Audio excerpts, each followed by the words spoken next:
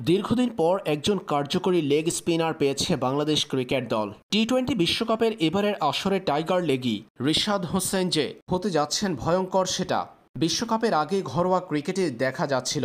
বিশ্বকাপের আগে বাংলাদেশ দল যে কটা সিরিজ খেলেছে তার প্রত্যেকটাতেই চমৎকার পারফর্ম করে নির্বাচকদের নজর কেড়েছিলেন রিশাদ হোসেন।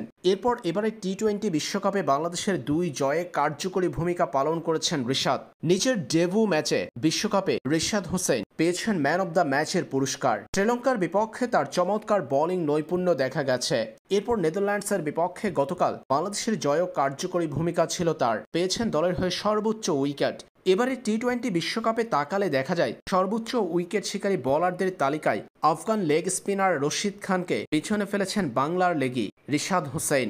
রশিদ খান লম্বা সময় ক্রিকেট বিশ্বে লেগিদের মধ্যে রাজত্ব করছে, যিনি কিনা নিজেকে বিশ্বের অন্যতম সেরা বোলার হিসেবে দাবি করে আসছে অনেকদিন। এই রশিদ খানকে এবার কাগজে কলমে বুঝিয়ে দিয়েছেন বাংলার রিশাদ হোসেন যে রশিদ একাই নন, ক্রিকেট বিশ্বে তাকে চ্যালেঞ্জ জানানোর মতো লেগি এসেছে বাংলাদেশে। এবারে টি-20 বিশ্বকাপে সর্বোচ্চ উইকেট শিকারী বোলারদের তালিকায় বেশ উপরের সারিতে আছেন বাংলাদেশের রিশাদ হোসেন।